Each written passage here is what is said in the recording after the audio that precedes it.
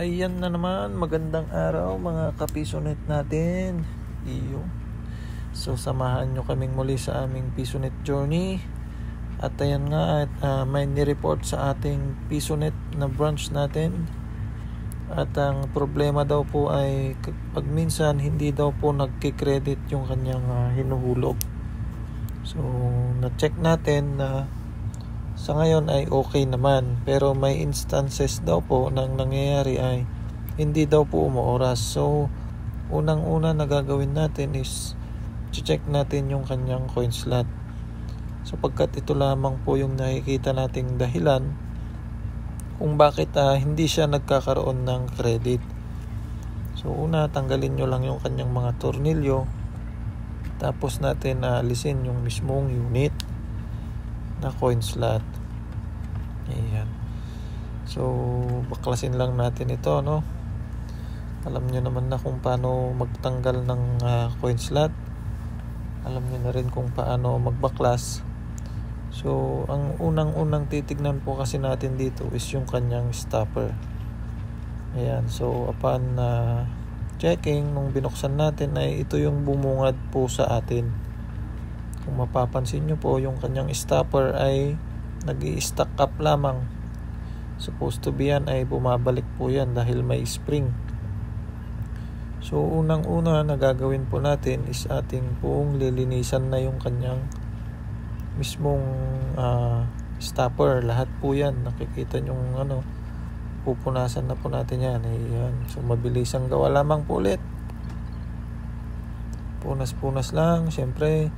Tapos kung may brush kayo, paint brush, mas mainam po para makuha po yung mga singit-singit na hindi po abot nung pamunas natin. So mas mainam po may backup kayong panglinis na ganyan, kasi may maliliit na butas kagaya po nito, yung sa lalagyanan po ito ng stopper.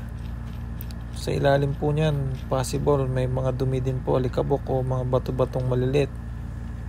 Mas mainam po yan na mapunasan din po natin. Ayan, so kung mapapansin nyo, napunasan na natin yung kanyang stopper. Ito na po dapat ang itsura niyan. Yan. Kung kanina ay ayaw gumalaw, ito po, yan, maganda na po yung kanyang play. So isang reason lamang po yan kung bakit hindi po nagki-credit minsan. Kahit nahulog naman po yung coins, ay hindi po nakikredit minsan yung kanyang hinulog. So kung may mga ibang possible na encounter kayong ganito, ito lamang po yung inyong susundan na guide natin, dahil yan lamang po yung nakikita nating solusyon sa ganong senaryo. Pero kung ang senaryo ay hindi na po nagki-credit, kahit hulugan po hindi na rin po tinatanggap, possible po ibang senaryo na rin po yon at ibang paraan kung paano natin yun aayusin ay i-upload po natin sa mga susunod po nating video kapag naka-encounter po tayo ng ganon. So abangan nyo lamang po guys yung ating mga upload patungkol po sa ating Pisonet journey na baka ay makatulong po sa inyo. At sa mga baguhan po ay malaking bagay po kung sakali man itong ating mga ginagawang videos, para mas magkaroon po kayo ng basic knowledge para hindi na rin po kayo gumastos sa pagpapaayos ng inyong mga Pisonet. At yan lamang po guys. Testing na natin yung ating coin slot.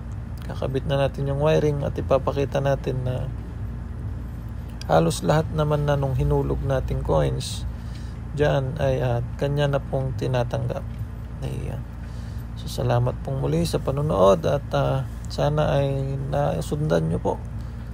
Kung sakali mang hindi ay gagawa po tayo ng step by step tutorial nito. Maraming salamat po mga kapisonet.